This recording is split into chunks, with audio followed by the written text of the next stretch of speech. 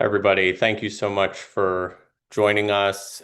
It's great to be with you. We're having members of the audience join in real time, but I think we should uh, go ahead and get started. I'm Julian Gewirtz.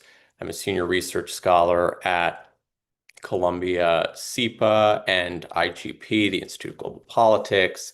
And I'm joined today by an all-star panel to discuss the meeting that happened at the end of last week between President Trump and Xi Jinping, and also with this great group to think through what's next in U.S.-China relations. Obviously, this is all still fresh in the news. The meeting just happened a few days ago, and we're still learning more about it. Let me quickly just introduce our superb panelists. I'm joined by Thomas Christensen, who's professor of international relations at Columbia SIPA, previously served as the Deputy Assistant Secretary of State for East Asian and Pacific Affairs. Also joined by my colleague Edward Fishman, who's Senior Research Scholar at Columbia SIPA as well, at the Center on Global Energy Policy, and the author of a terrific book, the New York Times bestseller, Chokepoints, on this age of economic warfare that we are in. Third, by Zoe Liu, who is also a Senior Research Scholar at IGP at Columbia SIPA, as well as a senior fellow at the Council on Foreign Relations and the author of Sovereign Funds. And last but certainly not least, Matt Turpin, who is a visiting fellow at the Hoover Institution and formerly served as director for China at the National Security Council in the first Trump administration. So we really could not have a better group here today. I want to dive into the discussion, but before I do, I think it's important to say that this meeting between President Trump and Xi Jinping was watched exceptionally closely around the world. Having worked on these kinds of meetings in the Biden administration myself, I can say that the degree of attention, scrutiny, and interest was really remarkably high. And I think that's partly because after a period of really dramatic escalation between the United States and China, which saw new U.S. tariffs and export controls, and then also saw, perhaps most startlingly, China introduce a global licensing regime to solidify its control over critical minerals worldwide. After this escalation, we saw the two sides agree to take a break from brinksmanship and call a truce, supposedly for a year, though we'll discuss today whether this will really last. The two sides agreed to roll back some of their recent tit-for-tat actions. China also agreed to resume taking steps to crack down on fentanyl precursor chemicals headed to the U.S., which is a good thing, and to buy a significant amount of U.S. soybeans, which China had blocked during a prior round of escalation. President Trump, for his part, rated the talks 12 on a scale of 1 to 10, and commentators have been debating whether Trump or Xi came out of the meeting stronger, which is one of the things we'll discuss today. So with that introduction, let's dive into it. Matt, let me start with you and maybe put the question to you this way, though, take it in any direction you like. Who do you think emerges from this meeting in a stronger position, the United States or China? Sure. I mean, obviously, this is a long and ongoing rivalry that we're not at like the end of anything, right? And I think anybody who thought that the meeting last week was going to sort of magically resolve the issues and that one side would completely capitulate and the other side would have a total victory, I suspect those people weren't paying attention, right? So I think what we see is an ongoing rivalry, and really a battle of attrition, as each side seeks to position themselves into a better, and more advantageous, position globally, and to sort of repair their, you know, as Secretary Bessent has talked about in terms of de-risking. I think that's clearly where the administration is trying to go, and so therefore I think we've got a bit of a continued sort of draw here, right? Neither one has made significant gains, and each one has begun to unveil the kinds of tools that it could use, but it's also keeping things in their pockets, right? To me, the most sort of startling thing around, well, not maybe not startling, but sort of the most important topic that comes around rare earths is that, while we've known about this vulnerability to Chinese domination of rare earth processing and production, since 2011. We've also got an equally problematic one around small molecule pharmaceuticals and all the precursors around pharmaceuticals. And if we think that choking off rare earths is potentially damaging to the U.S. economy, I would multiply by that by quite a few numbers to get what choking off heart medication and other generic drugs and other precursors for pharmaceuticals would do to the US and what that would cost us to rebuild all of that. And so I think, on both sides, there's sort of these things that are ongoing that each side is seeking to get advantages on. I spent a lot of time looking at sort of the commentary around all of this. So I think it's, to me, it's, if I were to take a sort of a snapshot of sort of what's been said about it, right? So, commentators primarily from the US, Europe, right? I know it's going to sound surprising, but they're critical of Donald Trump and his approaches, and have tended to look at this through the lens of it being, ineffective, self, own goals and those sorts of things.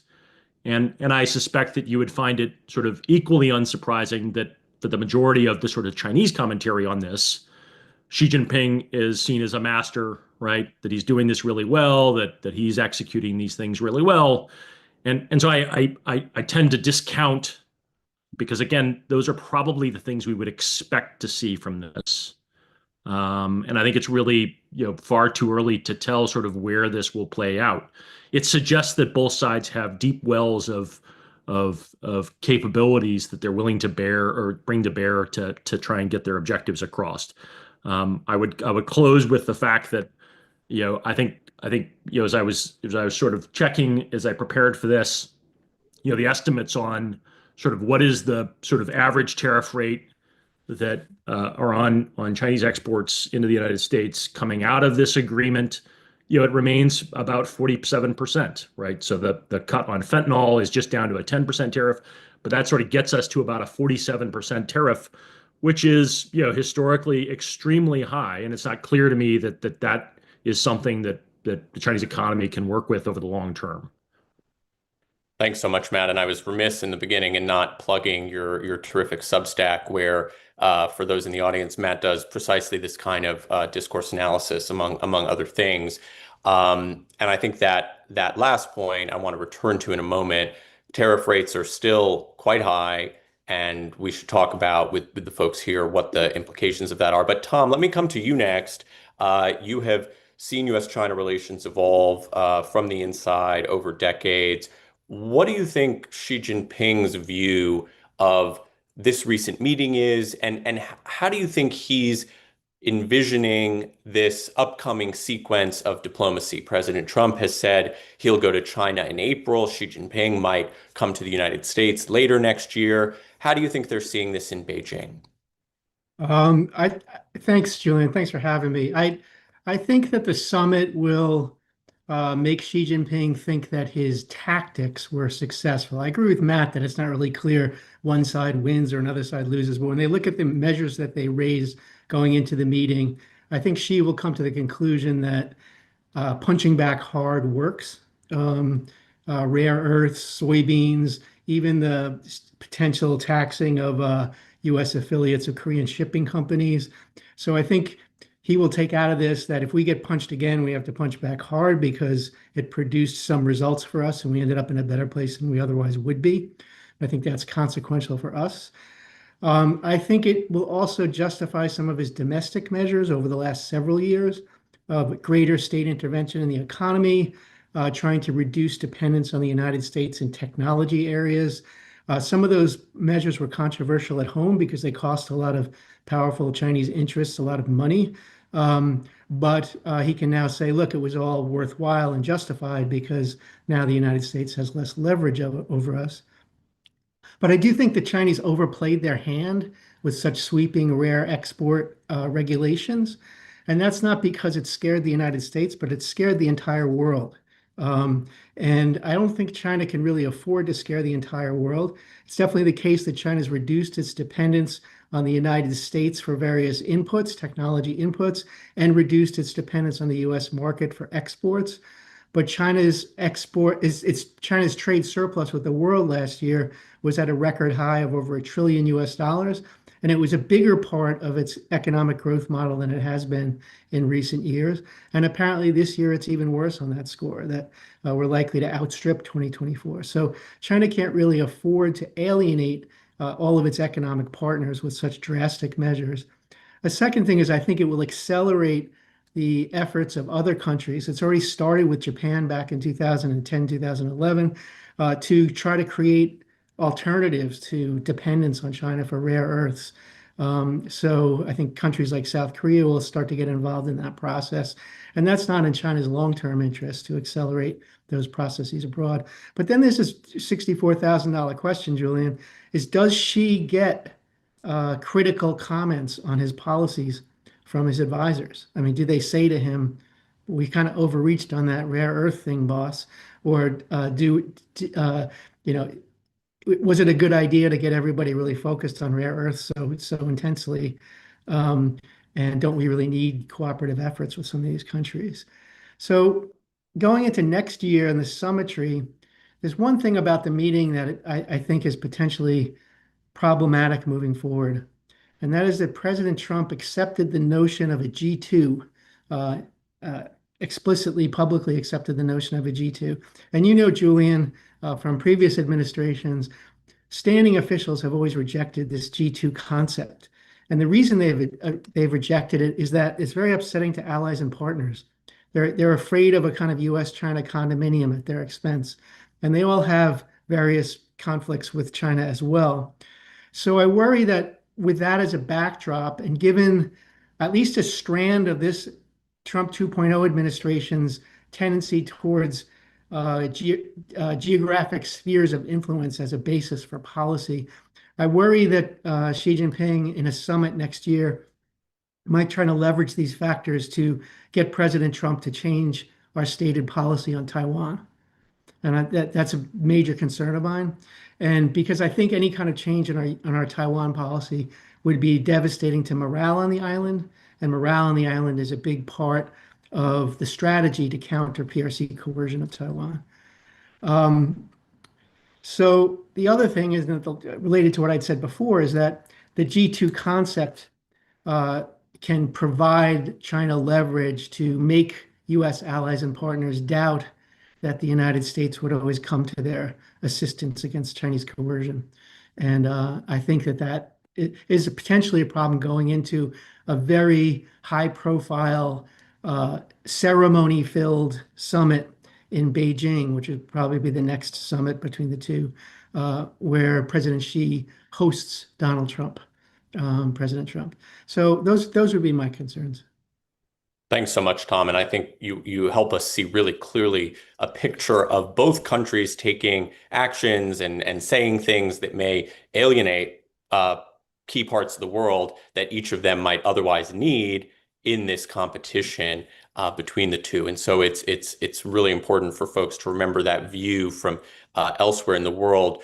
Zoe, I want to come to you next, and I want to ask you a version of a question that we've talked about so far, which is, does the Chinese economy need this truce? You know, if China's strategy in this period has been, among other things, to buy time, what's the sort of economic prospects around this? Are the tariffs causing pain, as Matt alluded to, in the Chinese economy? And how are they going to use this time of a relative de-escalation in your view? Yeah, thank you, Julian. And I think you're absolutely right. This is a relative de-escalation, and I agree with what Tom described earlier, where the overall trajectory.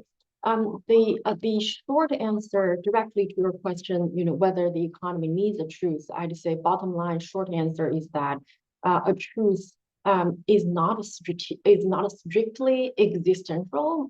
It's not that we must need it. I mean, after all. When I look at the numbers since the Liberation Day tariff, direct export from China to the United States is barely 10% of Chinese export. That doesn't mean they do not need export to the US. You have transshipment, rerouting, and all that. But that said, this escalatory scenario does give Chinese policymakers a breathing space to achieve some sort of tactical shift. For example, they wanted to boost the domestic consumption. They also wanted to implement this anti-involutionary profit-killing domestic overcapacity, however you want to describe it, right? And the affiliated with that, they also wanted to help support or fast track Chinese profit-losing bank consolidation. There are over 2,000 small and medium-sized banks. They wanted to achieve those kind of tactical goals. But that doesn't mean in the long run, at the strategic level, they are going to change the Chinese economy to a consumption-driven economy. You don't see that in the new 5-year planning. So I guess what I'm trying to say is, at the strategic level, the economy is still very much, or policymakers still want the economy to achieve a higher degree of self-sufficiency.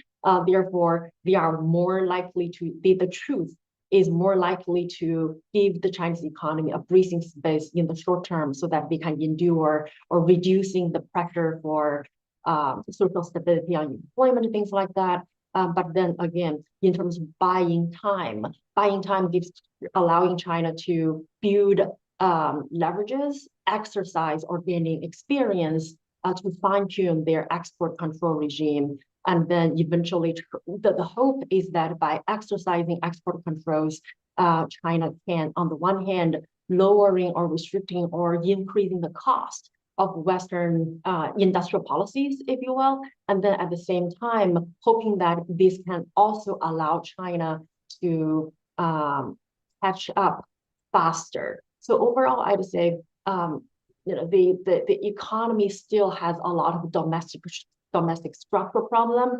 but none of these structural problems are caused by tariff tension. So from that perspective, even if China or President Xi Jinping and his advisors learned how to fight a trade war, the longer time challenge to the sustainable growth is still not something that they have mastered. Thank you. Really, really fascinating points. Eddie, I want to come to you next. And, you recently had, I think, quite a provocative op-ed in the Financial Times where you argued that tariffs, which are President Trump's favored tool with China and many others, a tariff man by his own admission, are less effective than he thinks. So I think it would be great if you could explain why you think that in light of some of the discussion today. Sure. Thanks, Julian. I appreciate you having me here. And Tom, Matt, and Zoe, your points are ones that I largely agree with, so that might not surprise you, but hopefully we'll find some areas of tension. So look, there are various reasons for why you might want to use tariffs. Going back even to Trump's first term, as well as through the Biden administration, where Biden imposed large tariffs on Chinese electric vehicles, for instance. Tariffs can be used to try to give domestic producers a competitive edge against foreign suppliers. So if the goal of tariffs is to onshore manufacturing, there is probably a role that can play in that objective. Tariffs, this administration has also used tariffs to raise revenue for the government, and they've actually been quite successful with that. You've seen hundreds of billions of dollars of increased revenue coming into the government's coffers because of Trump's tariffs. But I think vis-a-vis China, the main way that Trump has tried to use tariffs is actually as a geoeconomic weapon, effectively a way to coerce Xi Jinping to do things that he otherwise wouldn't want to do, effectively a stand-in for how the US has used sanctions in the past. But when you look at tariffs, what they're actually weaponizing is the US as a destination for other countries' exports. And to Zoe's point, now China's only exporting something like 10% of its exports to the United States, which is not particularly high. Even before 2025, before this latest round of escalation of tariffs, China was only selling something like 14% of its exports to the United States. And when I look at geoeconomic leverage, I use this lens of choke points. Julian, you mentioned my recent book on this topic. And the way I sort of define a choke point is really through three criteria. Market share or concentration, substitutability, basically the extent to which the market could be substituted if it's deprived of you.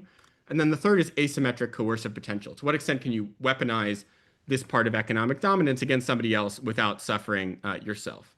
So just to use that lens against tariffs on China, we talked about concentration and market share. Right now, the U.S. is about 10%, or China's sending about 10% of its exports to the United States. So it's not a particularly high percentage of China's exports that go to the U.S. when you compare it to something like the dollar, where China still is settling around 70% of its own foreign trade in dollars. When it comes to substitutability, the data actually speaks for itself. This year, China's exports to the United States have fallen by about 25%, so they've really collapsed.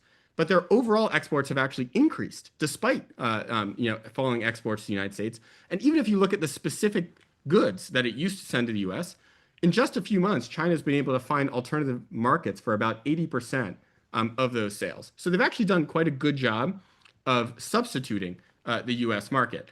To Tom's point, I think China is still a heavily export-dependent economy. So if you could get all of the countries that are running trade deficits with China to impose, effectively comparable or likewise tariffs on China, maybe you could, remove this substitutability element. But of course, China or the Trump administration has alienated a lot of these allies in recent months. The third criteria is asymmetric coercive potential. And this is the area I think where tariffs actually struggle the most, because what we saw earlier this year when Trump put 145% tariffs on China is that we couldn't do tariffs of that level without A, collapsing the stock market, and B, causing a recession at home. And those are not things that Donald Trump, or frankly any other US president, is going to condone. And so Xi Jinping understands that. And even heading into this summit, Trump's sort of big threat that he had put on the table was an additional 100% tariff. And I don't believe Xi took that credibly. I mean, even Trump himself before the summit said that 100% tariff is not sustainable. So that's all to say that the US does still have quite a bit of economic leverage over China, but Trump's favored tool, which is tariffs, really have proven quite weak, particularly relative to China's choke point on critical minerals and advanced pharmaceutical ingredients, as Matt discussed earlier. Thanks, Eddie. And I want to come back to Matt next, both, to continue in that vein, this discussion of tariffs, but also to hear from you about what other tools you think the United States could use, but has not yet used. As you said earlier, we are not yet at the end of any sort of story here. This is very much a midstream snapshot. And so we're in a period where we're talking about truce, de-escalation, relative quietude. But I think we all, implicit in all of this is that we expect that the alternative is possible, that we could once again return to a period of escalation. So what are some tools that you would advise folks to consider or to look out for? Over to you, Matt. Oh, I think it is almost certain we will have another period of escalation. I mean, I think that is if I were a betting man, I would place a lot of money that we will have another escalation within a year. It's going to happen. So I think that's there. I mean, I guess I agree with Eddie's sort of main point that tariffs aren't quite maybe the tool that of the strength that Xi Jinping or that Donald Trump sort of lays them out to be. obviously the president spends a lot of time talking about that tool, and that's where he spends a lot of time and energy. I think we could have a whole nother panel about the psychology of why that is, but I think that's sort of where his brain is at. I think it's also clear that the U.S. isn't just using tariffs, right? So the United States has had and continues to have a very sizable export control regime on China, right? Going back to, the setup we have now really goes back to 1989, and really the set of actions that were taken after Tiananmen and have not been lifted, right? In the aerospace industry, we did see a lifting and a loosening of them during both the George W. Bush and Obama administrations around semiconductors, right? Particularly as China became sort of the global hub of electronics manufacturing. But that's been tightening. And since the first Trump administration, accelerated under the Biden administration, and continues on now, right? So I think one of our challenges is that the tendency is to look at this sort of like on the week by week or day by day playbook, right?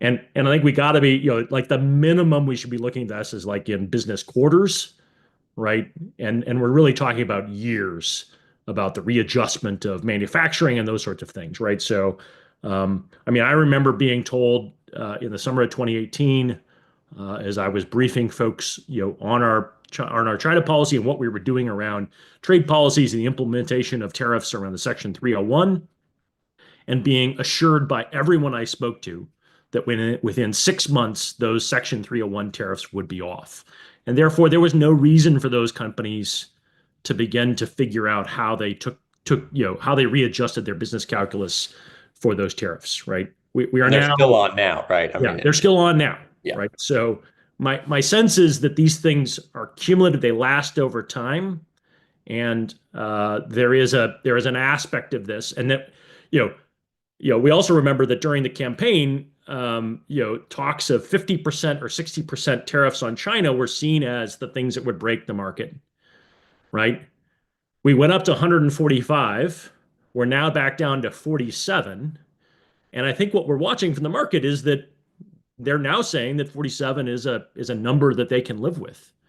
And so my sense is that this is a very fluid situation as folks go through. And while I admit that 10% sounds like a low number, right? That China's exports to the United States only make up 10% of Chinese exports. My main question would be, out of 180 or 190 countries in the world, is there anyone that's any higher than the United States? And then, for China, right? And then in terms of the profits that Chinese companies can make from selling to the largest and wealthiest consumer market in the world, is there anyone else who can absorb those things at the profits that they would be making in the United States? To me, these are the important questions for us to sort of wrestle with. And this is where I think this idea that, well, yes, they're sending them to third markets. Well, the question is can they sell the things at the same price as they were selling them in the United States? And my suspicion is no, because those markets were in many cases completely saturated with Chinese overcapacity well before 2025 started, right? This is cumulative from the actions coming out of COVID, where an overcapacity problem that was flooding the rest of the world, and the rest of the world was starting to put tariffs in place, right? Not just the United States. Indonesia placed tariffs on, Turkey placed tariffs on, the Europeans were placing tariffs on, right? So you've got a world that is becoming less friendly, less benign to a Chinese export-driven economy. And while I hear a lot of rhetoric out of Beijing about building up domestic consumption, I'll be perfectly honest, I don't think there's anything persuasive coming out of their actions that would lead us to believe that they will have significantly higher domestic consumption, because that would mean really shifting the way in which Chinese citizens actually have far more economic agency in making their own decisions than the state-driven, industrial policy-driven, high-tech efforts by Xi Jinping, which is really doubling down on technology is going to solve all our problems, and that'll make up for all these shortfalls that we've had. I don't think this actually works for them over the long term.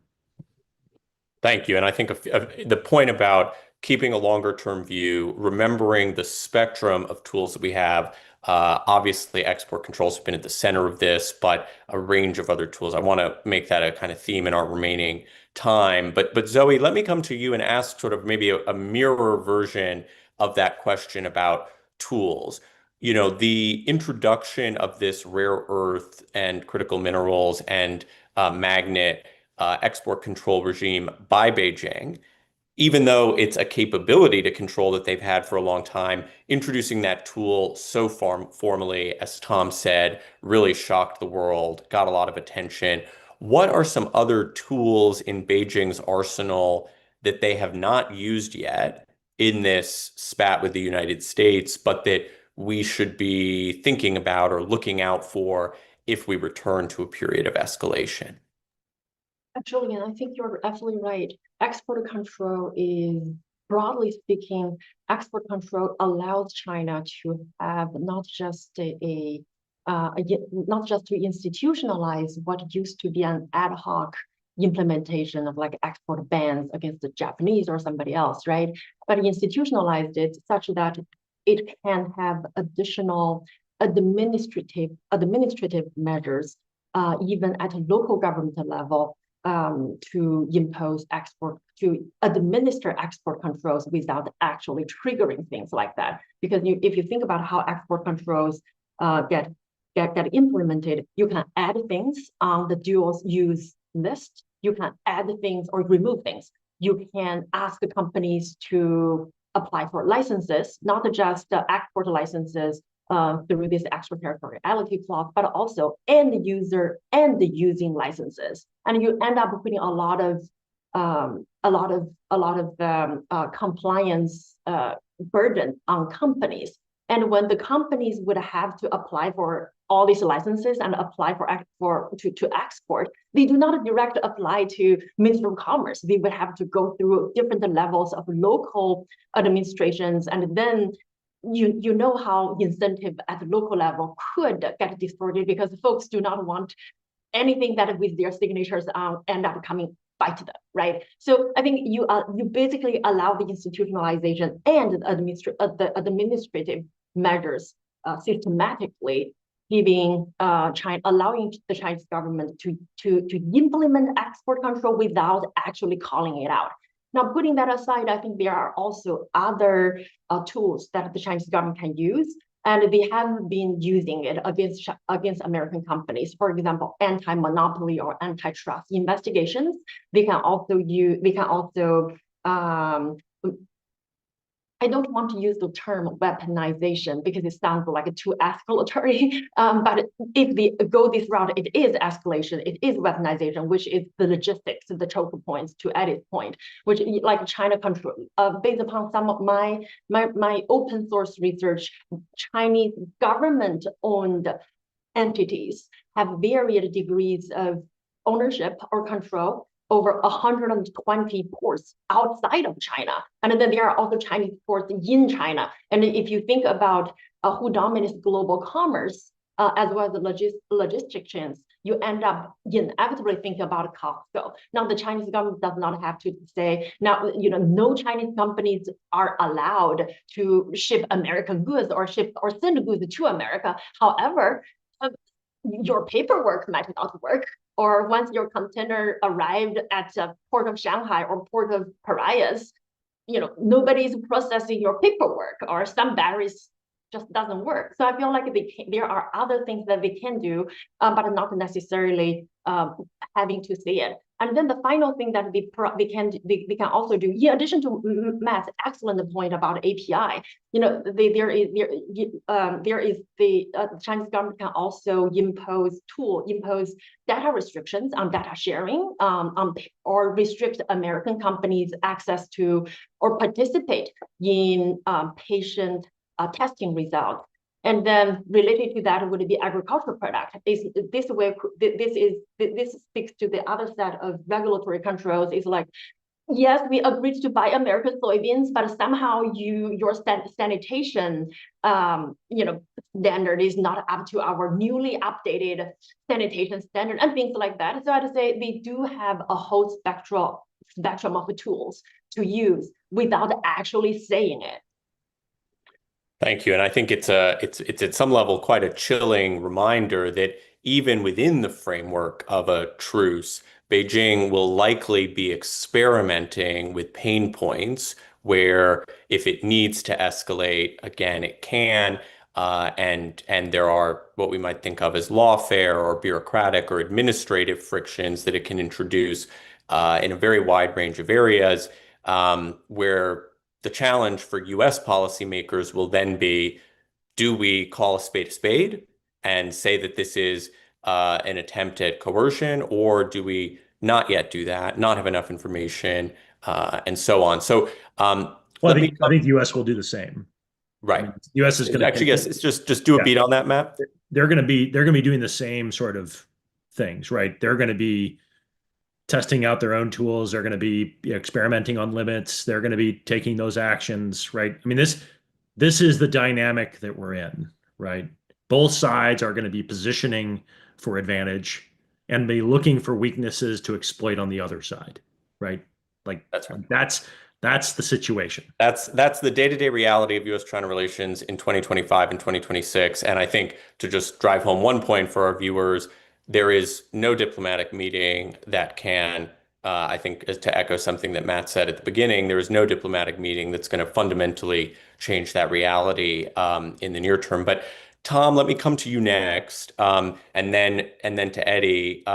Tom, I'd be very interested in your thoughts on this discussion that we've had, and then also on any, one or two other things that you are watching that you think could come out and disrupt or send off course the current trajectory. And then Eddie, will come to you next to hear any thoughts you have on ways that the United States should be using this time to restore deterrence vis-a-vis Beijing. But Tom, why don't we come to you next? Thanks, Joey. One thing that didn't come up in our earlier discussion that's really important to Beijing and is a big part of the Trump administration's approach, I don't know how it will be implemented, are transshipment tariffs.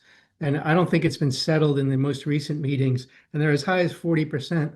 When the Trump administration in the first term put tariffs on China bilaterally, it had the predictable results. I say that because I predicted it.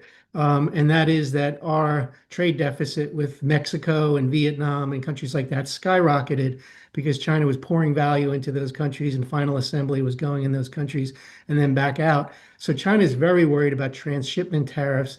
And that's another way to close off the US market if it were effective. But China's already putting pressure on those countries not to cooperate in that effort. And those of us who've worked in the federal government wonder how we're going to actually implement transshipment tariffs and measuring the value of Chinese products coming from third countries. It's a difficult process to imagine, but that's a big concern. And then just in general, just the economic deals that have been cut to date, or just the deals that have been cut to date, they're not all economic deals, are kind of fraught. There's a lot of reason to believe that they won't hold. So one reason is fentanyl. So what if the United States is not happy with fentanyl cooperation? And I actually believe this is a sincerely held belief of the Trump administration, that this is an issue of high importance, and I think they'll be watching it very carefully. And I can imagine tariffs going up because they're frustrated. It's not really clear what the Trump administration agreed to on export controls on semiconductors. I think the Chinese are probably much more optimistic about what they're going to get than they should be. And so they can be frustrated and they can raise tariffs. And we know, as you said, Julian, that tariffs are the favorite tool of President Trump. And the United States and China have a lot of security differences around the world, not just directly with each other, but around the world. And what if the United States sells arms to Taiwan and President Xi decides that punching back hard is the best way to deal with President Trump, and he raises rare earth restrictions because of arms sales to Taiwan?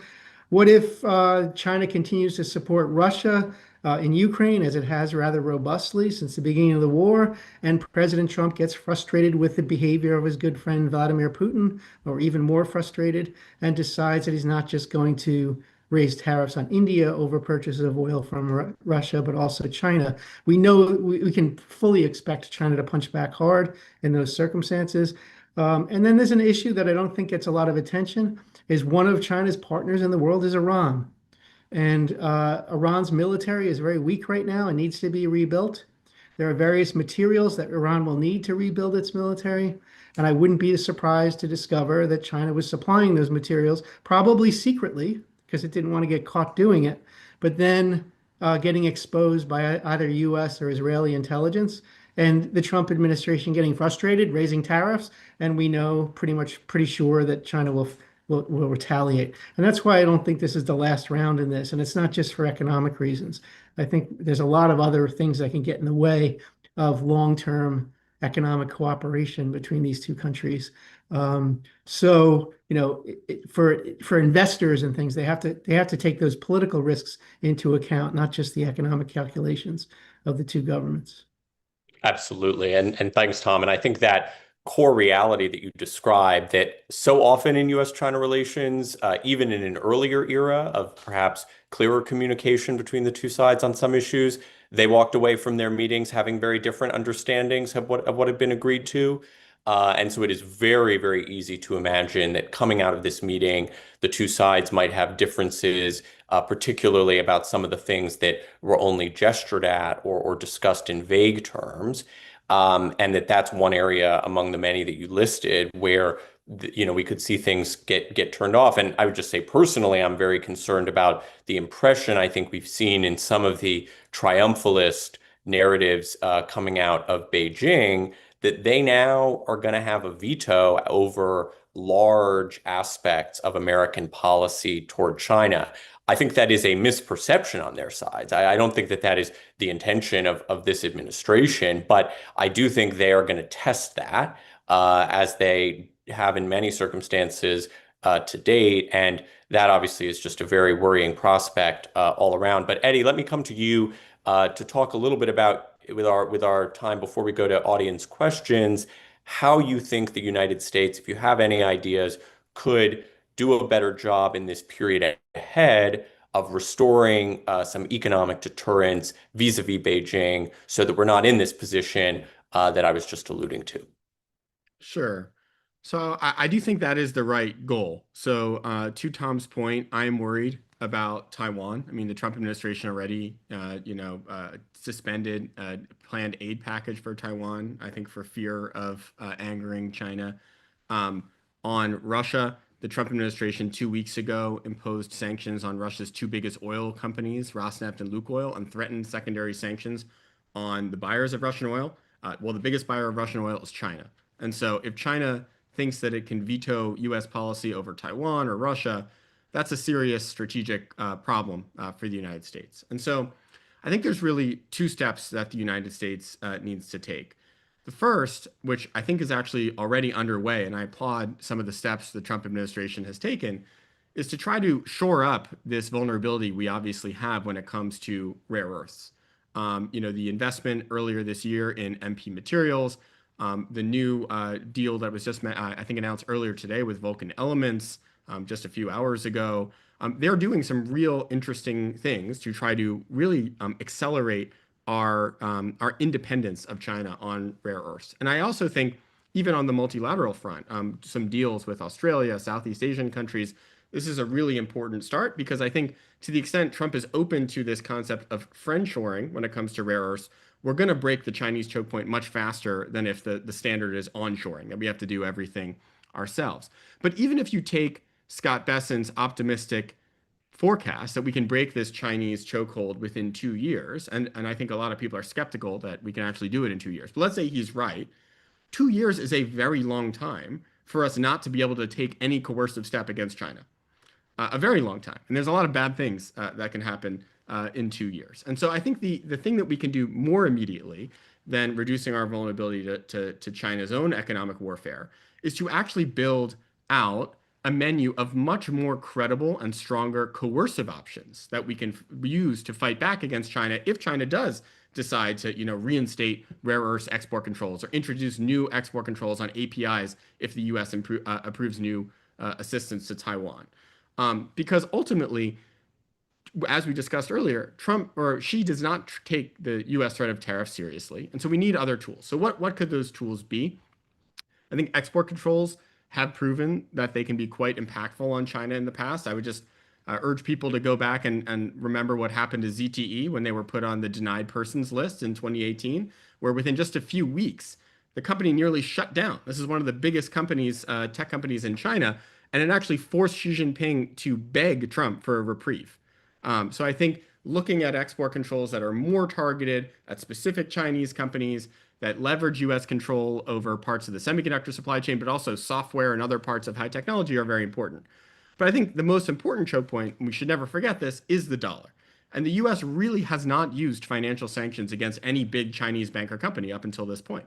Not even Huawei, right, which is hit by the foreign direct product rule in 2020, is not yet on the SDN list. They're not cut off from the dollar. And so when you actually think about if the U.S. did want to try to pursue an escalate to de-escalate strategy, the way to do this would be through targeted financial sanctions and export controls. Obviously, I don't think the Trump administration wants to pull these levers, and I also don't want them to pull the levers. But what they need is to have them at the ready, and they need to show China that they're at the ready, not bombastically, but Chinese intelligence is pretty good. So if the U.S. does this exercise, I think the Chinese will know, so that the Chinese actually have reason to fear reinstating the rare earths export controls. Thanks, Eddie. And a lot to think about there. And I'm sure we could do another hour debating some of the proposals that you put forward. But I want to make sure that we have time to address the very smart audience questions that we've gotten both in advance and during this discussion. Obviously, if folks in the audience have any other questions, feel free to enter them into the Q&A box. Maybe to start us off, I wanted to raise one of the questions we got in advance from an audience member, which was about nuclear weapons. And maybe Tom would come to you on this. There was a sort of a series of discussions ahead of the summit about whether the U.S. and China would discuss nuclear issues. President Trump alluded to that publicly. Of course, then moments before the summit, indicated that the U.S. itself might do something, that he called resuming nuclear weapons testing, though the Secretary of Energy has clarified today that that will not be explosive testing.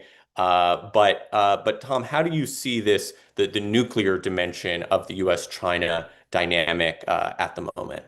And others are welcome to jump in, Matt, if you'd like. Well, China's involved in a very fast-paced nuclear buildup. And that's a concern to the United States and its allies and partners. In general, China had stayed out of the bilateral arms control negotiations of Russia and the United States, or the Soviet Union and the United States, arguing that it was a much weaker nuclear power and therefore didn't have anything to offer in concessions in such negotiations. But it's working pretty hard to close the gap in terms of the number of weapons. It's always been an important important element in any kind of true arms control negotiations. The biggest arms control deal we ever had was the INF with Russia during the Cold War. And that wasn't actually about nuclear weapons. That was about delivery systems.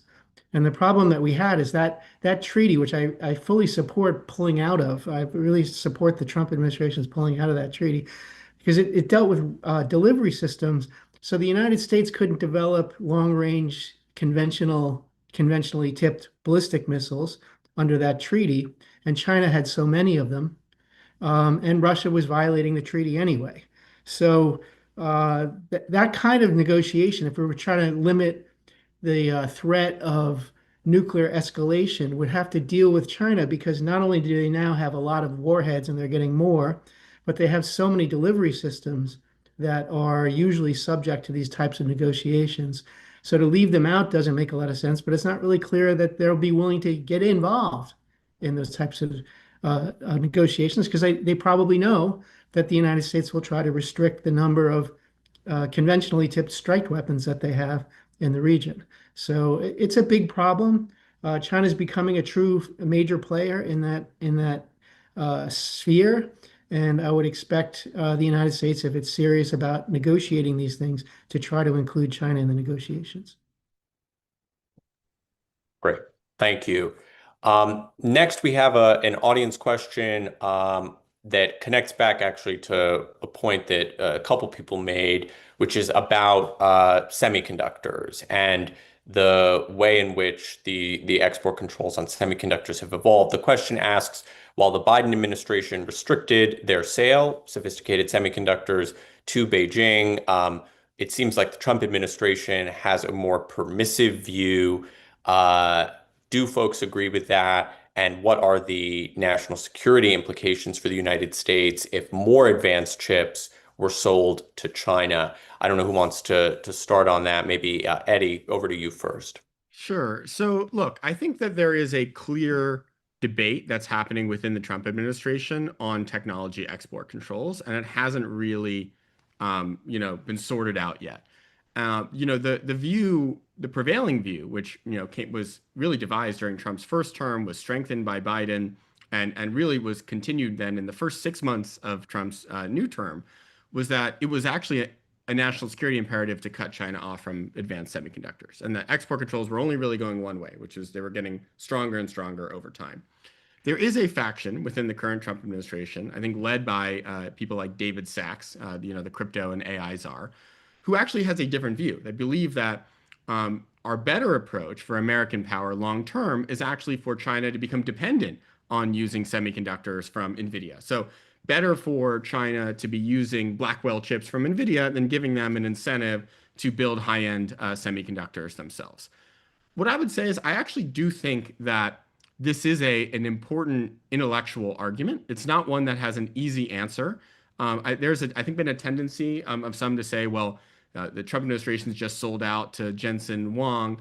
I don't really see it that way, because the way I see it is that it really comes down to your perspective on where AI is headed. If you believe that we are in a race toward artificial general intelligence or superintelligence, then any amount of lead the US has over China, even if it's 3 or 6 months, is a national security imperative, because we want to get there first. This is a perspective of some people in the AI community. If, on the other hand, AI is just like any other technology, and there will be incremental gains between now and the end of time, and there's not sort of an endpoint, then I do think that the David Sachs argument has a little bit more to it, right? Which is, well, do we really want China, to give China structural incentive to build alternatives to NVIDIA? The sort of counter argument to that is, well, China's going to subsidize Huawei no matter what, which is true. But at the same time, big Chinese tech giants like Tencent and Alibaba are going to make their own decisions in terms of where they're buying chips from. And certainly their demand for Huawei chips will be significantly higher if they cannot buy them from NVIDIA. So I think it's a complicated argument. I tend to my own perspective is more in the camp of we should be strengthening export controls, particularly if we're narrowly focused on keeping a lead in the highest end chips. But I do think reasonable people can disagree. Yeah, and I think I want to come to Matt next, but I will just say one thing that many China watchers have focused in on is that even after the decision was made to sell the H20 chip, a sort of a quite advanced chip, not the very most advanced, Beijing said, no way. They essentially sent a signal to their companies that they shouldn't buy it. Partly, I think, for the reasons you alluded to, that they're doubling down on indigenization no matter what the US does. But Matt, why don't we come to you? Really curious for your thoughts on this. Yeah, I largely agree with Eddie. Obviously, the action to restrict the H20, which had been, which was developed, I think in late 2022, early 2023, and was permitted to be sold and up until April of this year, in which the restrictions went into place, and then the lifting of those restrictions. I think what we're watching is this sort of back and forth debate about how do you actually approach this.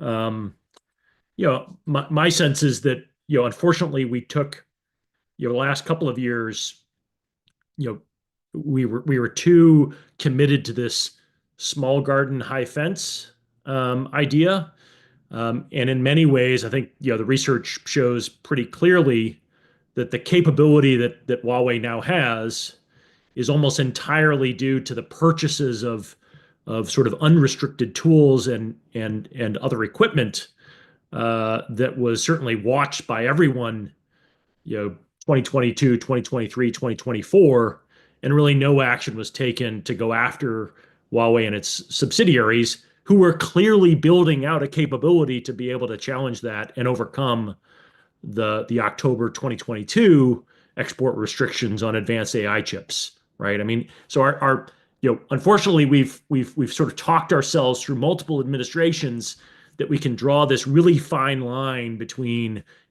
constructing an exactly right policy as opposed to making some decisions about, okay, so what do we want to do, and then how do we actually go about doing it.